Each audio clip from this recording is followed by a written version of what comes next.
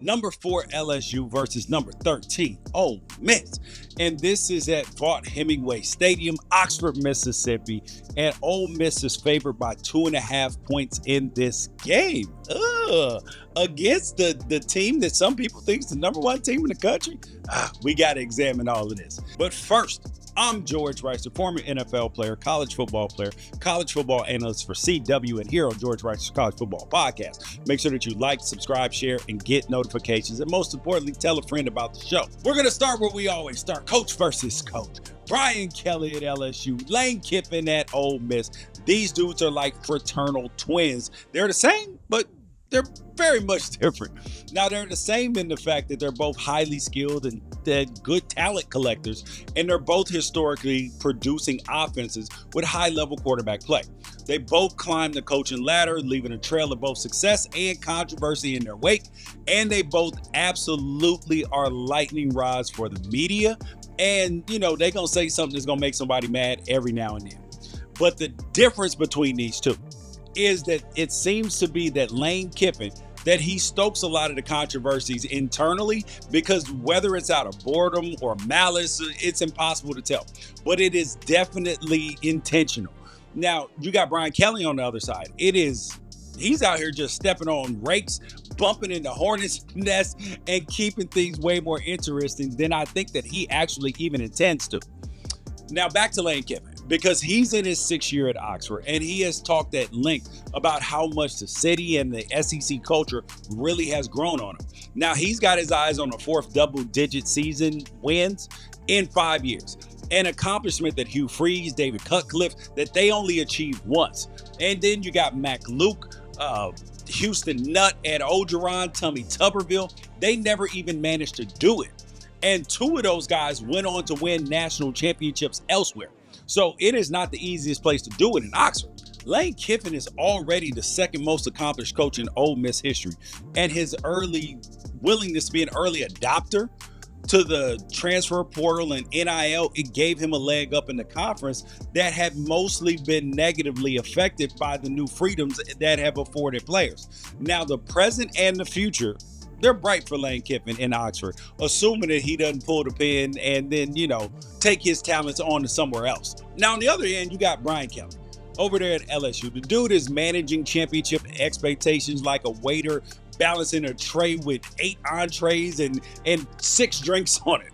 The food is either going to get to the table or it is going to be a party foul and you're going to hear dishes crashing on the floor. But either way, everybody at the restaurant is going to have their eyes on the situation. Now, the last 3 coaches at LSU, they have all won national championships. And Brian Kelly burned bridges at an incredible university at Notre Dame to have that kind of prestige and pressure on him. So nobody is going to feel sorry for him because he was like, you can't win at Notre Dame. And then he's gone over to LSU and hadn't been able to win at a high level, even, matching what he was doing at Notre Dame. And he asked for this. And if he gets it done, he'll be stamped with some of the all-time greats. And he'll be able to do whatever he wants with his remaining time as a coach.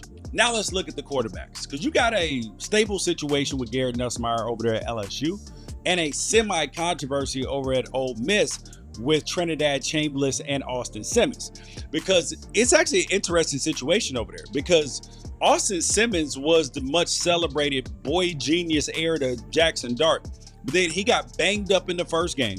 And then Ferris State transfer Trinidad Chambliss. He looked like Johnny Manziel in his absence.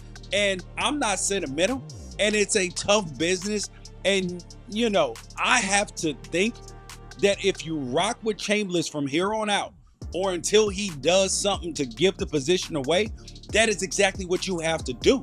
Because Chambliss led Ferris State to a D2 national championship last year with nearly 4,000 yards of offense and 51 touchdowns. And his 2 games at Ole Miss, he has gone back-to-back 400 yards of total offense in both of those games. And Lane Kiffin has already moved this offense to call in plays that only Chambliss can execute, because he's leading off the game with a design run that went for 40 yards. Now, on the other side of things, you got Brian Kelly, because he has to be looking at film and having flashbacks about what he was able to do with Jaden Daniels, just a few short years ago at LSU. And we already know that he's publicly called on his quarterback, Garrett Nussmeier, to run more. And so far, that's resulting in Nussmeier having negative 10 yards rushing through 4 games. Now, Nuss is a pocket assassin. He ain't the runner, and it's probably best not to try to change that so he can stay healthy. Nussmeier is completing nearly 70% of his passes, and he is taking whatever the defense is going to give him, and he's content to hit Xavier and Thomas, Barion Brown on them short routes to keep the offense moving, but they have not been as efficient on third down as they need to be. Let's look at the Ole Miss offense versus the LSU defense. This is going to be a fantastic challenge for LSU's defense, Blake Baker, because he makes more money than half of the FBS coaches, and he just calls the defense. And considering that 2 of his best defenders, Wes Weeks and Gabriel Wilford, are dealing with injuries, Baker is going to have to get the job done without being at full strength in the front 7. And while LSU, they fared well against a couple of athletic quarterbacks in 2024, like South Alabama's Gio Lopez. Now, the worst performance of last year, it came when the Tigers couldn't contain Jalen Milroe, and they gave up over 180 yards to an opposing quarterback. But the rub is that Trinidad Chambliss, that he doesn't need to run. He's just fine as a passer, and he can move the pocket and look downfield without being taken off running every single time. Plus, you have to respect the running backs and the RPO game, because Kyron Lacey and the rest of the Ole Miss backs have already had 10 touchdowns on the ground. Now, for LSU, though, it is going to be a bend but don't break type of scenario. Are you going to give up 450 yards on Saturday? Yes, you are. And if you can steal a couple of possessions by forcing some turnovers, will it matter? Nope, because yards don't beat you. Points do. Now, let's look at LSU's offense versus Ole Miss's defense. Ole Miss had 5 different defensive players drafted in the spring to the NFL, and 3 of them were on the defensive line. And that is a regular occurrence for a lot of SEC teams, well, top SEC teams. But for the Rebels, you'd have to go back to the early 1970s and Archie Manning's days on campus to find an era where the NFL was, falling over themselves to draft Ole Miss defenders. Because Ole Miss, they're used to having this level of talent or having to replace, because that's the key. They're not used to having to replace this many.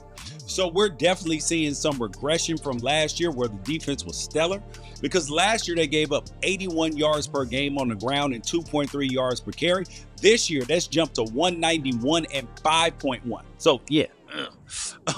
Now, on LSU side, I know that Brian Kelly, that he likes to throw the ball.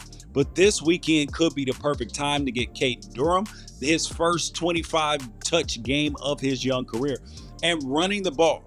Now, that would keep Lane Kiffin's offense from taking the field, hurt their defense, which is going to be necessary if the Tigers want to avoid a shutout, because LSU's defense has not been putting up massive points. They've struggled on third down. This is why Brian Kelly had a rough press conference the other day. And part of it is because their offensive line is incredibly young. But even the young guys, they know how to hit the guy in front of them. And it's not like Ole Miss has an experience advantage on their side in the trenches. Now, they're going to have to set up play action and let Nussmeier take some big shots in one-on-one coverage. But how about the X factors in this game? Ever since Trinidad Chambliss took over at quarterback for Ole Miss, wide receiver Caden Lee, he has been making plays. And this is why I'm not caught up in the emotion of one guy being the starter and then losing his job over an injury, because Chambliss is actually getting more guys involved. And that's why he is your X factor, because he brings the juice. He makes Ole Miss's offense look impossible to predict. He makes plays with his legs and his arm that few players can make. And everybody around him knows that they have to keep their head on a swivel because the ball might be coming their way. Now, for LSU, the factor is that the group of undersized, speedy linebackers that have elevated this defense to a championship contender status is important. And hopefully Wes Weeks is available. But Devin Keyes and Harold Perkins, they also play sideline to sideline. And they should make this game a challenge for Trinidad Chambliss. Now, it doesn't feel good after the last few years to say LSU's defense needs to lead them to a win on the road in the SEC. But this year, they actually might be capable of doing it. But with all that said, I'm taking Ole Miss at home plus 2.5. I can't believe it because I said Ole Miss wasn't going to make the playoff, but maybe they are the team that replaces South Carolina in my bracket. I'm George Wrighster. Make sure that you like, subscribe, get notifications, tell a friend. Peace out. Catch you later.